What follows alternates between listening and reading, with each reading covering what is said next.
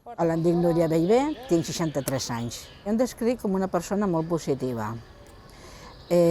molt lluitadora, molt amiga dels meus amics, molt familiar, m'agrada ajudar la gent. Sempre estic disposada, no?, pels amics i per la família. Sí, quan un amic em necessita ja estic jo. També és veritat que els amics que tinc m'acompanyen molt. M'han ajudat a superar moltes coses també. Soc positiva, diguem. No m'agrada estar-me queixant i m'agrada més tirar endavant amb el que hi ha, no? Potser que tinc un caràcter estrany, no? Però sempre he sigut una persona feliç.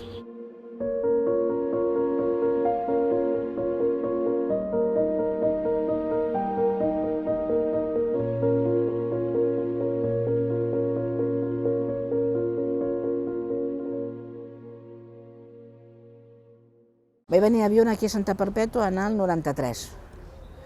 Nosaltres vivíem a Barcelona, però jo coneixia Santa Perpètua perquè els meus pares, de recient casats, van estar vivint aquí per qüestió de feina del meu pare. I la meva tieta tenia una casa a la Florida. I com vam decidir marxar de Barcelona, perquè els pisos eren molt cars, vam pensar, bueno, doncs mirarem pel Vallès. I vam venir aquí, i era el que més ens va agradar, i aquí ja ha nascut el meu fill, i crec que aquí em quedaré ja fins a l'últim dia. M'agrada molt Santa Perpètua. A mi el que em folguera va ser primer la feina. Eres la conserge? Sí, el centre cívic era la conserge. I després, al tenir ja la discapacitat i no poder treballar, amb els centres cívics també vinc a fer moltes activitats. El centre cívic i el casal comunitari també. Pràcticament cada dia vinc a fer una activitat o una altra. Una paraula que defineixi el barri. Multiculturalitat. Com l'has vist créixer? Tot això eren camps, quan jo recordo de petita i de quan vaig venir a veure, tot aquí estava el camp de futbol. Llavors sí que és veritat que a Can Folguera hi ha dues zones molt definides, la zona de Comilles i la zona nova de Can Folguera. I l'he anat veient créixer d'aquesta manera, no? Comilles s'ha quedat tal com era, i ara és molt multicultural. I la part nova tenen més serveis, les cases estan millor, aquí no tenen ascensors. Comilles segueix sent el que era i ha crescut, però per l'altra banda, no? La meva infància va ser molt feliç. Jo vivia a Barcelona, al barri de Gràcia, jugava al carrer, m'encantava anar a l'escola i jo em considero que vaig ser una nena feliç. M'encantava anar a l'escola. El meu pare, inclús, quan algun dia que feia alguna trastada, perquè era bastant tremenda, em deia, demà no vas a l'escola castigada. El meu pare se posava malalt quan jo tenia 9 anys. Jo, al ser també una persona que m'involucro molt amb les coses, ja ho era de petita, no? I a mi em va afectar que el meu pare de cop i volta no pogués jugar amb mi com jugava abans, i tot això em va afectar, però no vaig deixar de ser feliç. Jo sempre vaig estar contenta, sempre reia, sempre estava molt, no sé, per tots, no? El teu caràcter és el que t'ha fet tirar endavant? Jo crec que sí, tot el que he viscut de petita, amb els meus pares malalts, i veure-la ell, el meu pare sobretot, lluitar contra la malaltia, això és el que a mi m'ha fet forta, no? I voler ser una mica com era ell, que era tirar cap endavant i lluitar per les coses, no conformar-me. Què vas aprendre del teu pare? Lluitar, la lluita constant. El no deixar-me vèncer per les adversitats, a superar les coses i a ser feliç. No era un home que estigués sempre rient, tenia més bé un humor una miqueta britànic. Mai el veies queixar-se, al contrari, i ens donava ànims a tots. No, ell va morir quan jo tenia ja 30 anys. Estava embarassada d'un mes i em va afectar molt la seva mort. Tenim un caràcter molt semblant, ell també era molt amigable amb tothom, molt de la seva família, m'ha costat molt de superar-ho. El meu pare vivia amb nosaltres, jo he estat sempre molt unida al pare i que el meu pare morís em va afectar molt. Em van trucar a la feina des de Sant Pau, vine que el pare s'ha posat pitjor. Quan vaig arribar ja me'l vaig trobar mort. I això em va fer un xoc molt important. Però dintre de tenir un embaràs tan dolent, perquè als 7 mesos per poc em poso de part, però vam aconseguir tallar-ho, jo estava molt contenta. La meva sort em deia, no sé, el malament que et trobes, com pots estar tan contenta? I no sé, perquè porto alguna cosa dintre meu. I jo estava feliç. I a la mare? Va tenir un Alzheimer precoç. Jo tenia només 17 anys quan ella va començar amb la malaltia. I la vaig perdre amb 27 o 28 anys. Quan jo era petiteta sí que la recordo com una dona molt alegre, que sempre estava de broma, ens cuidava molt, estava sempre pendent de nosaltres. però clar, la malaltia la va canviar completament, ja no era la meva mare. Vaig fer més jo de mare d'ella que ella de mare meva, pràcticament. Jo he sigut cuidadora tota la meva vida, perquè la meva iaia es va posar malalta, jo vaig ajudar la mare a cuidar-la quan jo era una cria. Després vaig tenir que cuidar de la mare, vaig tenir que cuidar del pare i al final he tingut que cuidar de la meva sogra també. I com et cuides tu que cuides? Si vols que et digui la veritat, quan he estat cuidant jo no m'he cuidat, en absolut. Per això he acabat com he acabat. No? Jo m'he volcat tant amb la gent que ha estat malalta i que he tingut que cuidar, que jo em vaig descuidar completament. No? El principal eren ells. Però això es passa a molts cuidadors, Jo vaig trigar molt en aprendre a cuidar-me. Va haver-hi un dia que el meu cos va dir fins aquí hem arribat. Llavors em van detectar que tenia fibromiàlgia, però una fibromiàlgia que a mi em permetia treballar fins que no vaig tenir el Covid, que jo sí que ja va ser el remat. El meu cos ja no va superar-ho. Estava treballant aquí a Can Folguera, al centre cívic, i estava molt contenta amb la meva feina. Arriba la Covid, vaig tenir un Covid entre cometes lleuger, perquè no em va afectar els dos pulmons, no vaig tenir la pneumònia bilateral i no em van ingressar. Al cap de 2 mesos jo no em recuperava i vaig anar a parar a Can Rúting i em van dir que tenia Covid persistent. I des de llavors porto 6 anys així. La Covid persistent és que segueixes tenint com els símptomes, des de la fatiga crònica, mal de cap, ofec, trastorns cardiològics, trastorns vasculars. Hi ha 100 símptomes diferents. I som molta gent que estem afectats per això. No sé si són 100.000 persones o més, no podem portar una vida normal. A part també tenim molts símptomes cognitius. Jo em vaig oblidar el que era llegir, escriure, sumar, restar, fins i tot he tingut problemes de parla. Però és una cosa que és molt desconeguda i que afecta molt, perquè ens canvia completament la vida. Jo de ser una persona completament independent, de poder-me moure, caminava moltíssim, doncs et quedes completament limitada. No hi ha tractament. L'únic que hi ha són coses pal·liatives per intentar que no tinguis tant dolor, perquè tinc molts dolors. Durant 6 anys encara no sé el que és no tenir un mal de cap. S'estan fent molts estudis. He participat a 2 o 3 estudis, metges que no saben, altres que no s'ho creuen.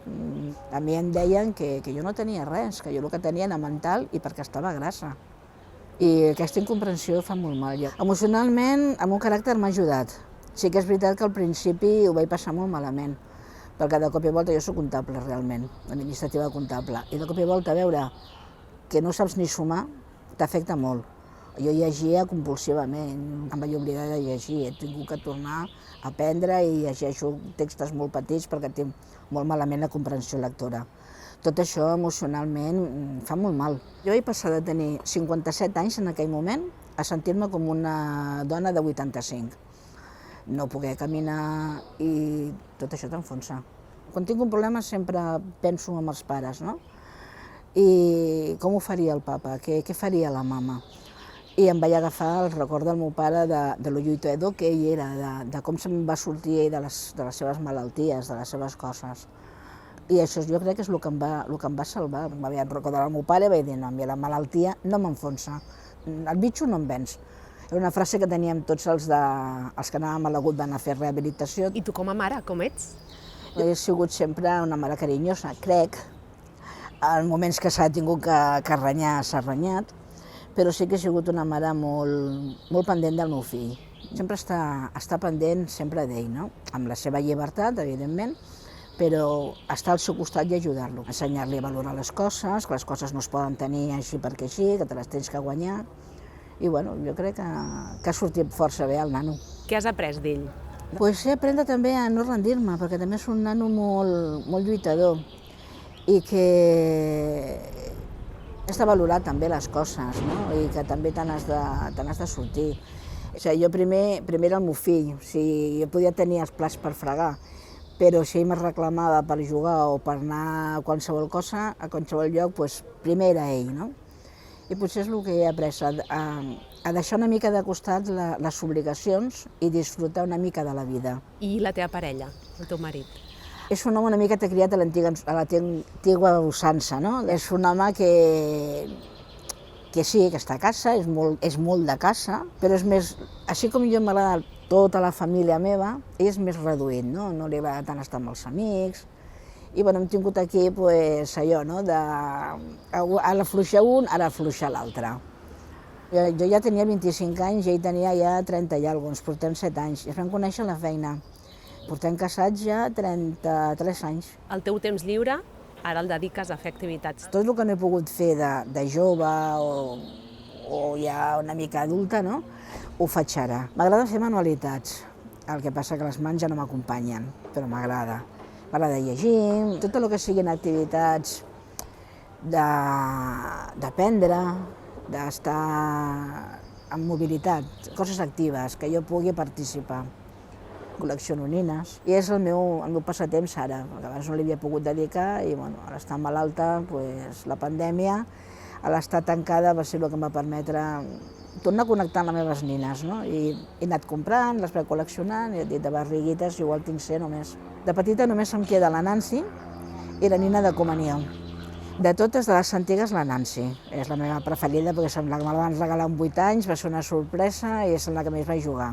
Jo sempre els dic, no sabeu què regalar-me, regaleu-me un nino. M'és igual el que sigui. Què queda de la Núria de nena? Intentar sempre estar contenta, no? Intentar ser feliç. Plores alguna vegada?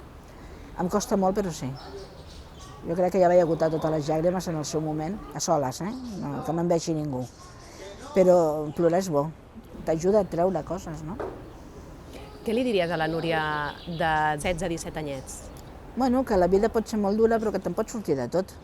I que no tot es centra ni en un mateix, ni només amb el papa i la mama, no? O sigui, que has d'estar oberta i continuar sent la que ets, ser feliç, no deixar-te vèncer per res, però sobretot ser feliç. La música t'agrada? La música m'encanta. Sí, m'agrada... La música d'ara no, La d'ara no m'agrada. Algun cantant potser sí, no?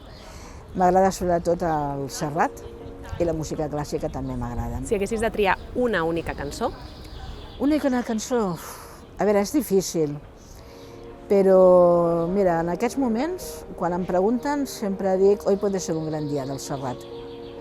Que cada dia pot ser meravellós. Encara que et trobis malament, tinguis el que tinguis, cada dia pot ser millor que l'altre i fantàstic, no? Pues em fa sentir viva, alegre. Penso que és una cançó que representa molt, no? No només per mi, per moltes persones pot representar, perquè has d'aprofitar el dia a dia, l'has de viure. No has de pensar en el demà, has de viure el dia a dia i cada dia, per dolent que pugui semblar-te, per gris que estigui, pot ser meravellós cada dia. Has de buscar-li la part positiva a aquest dia, no? I estar contenta, no amargar-te. Abans d'acabar, un desig per Can Folguera. Doncs mira, desitjaria que estigués Can Folguera, que tot fos igual, no? Que Comillas tornés a ser el que era abans, que no estigués tan diferenciat des del meu punt de vista, Comillas, de la part nova de Can Folguera. Doncs Núria, arribem al final. Molt bé. Ha estat un plaer, moltes gràcies per Gràcies a obrir-nos vosaltres les portes a la teva història. Sí. Doncs moltes gràcies a vosaltres per deixar-me participar. Ha estat una experiència molt maca. Moltíssimes gràcies. De res. I que segueixis tan optimista i amb tanta... Sí, espero. I amb tanta vitalitat. No deixar de ser-ho mai. Gràcies.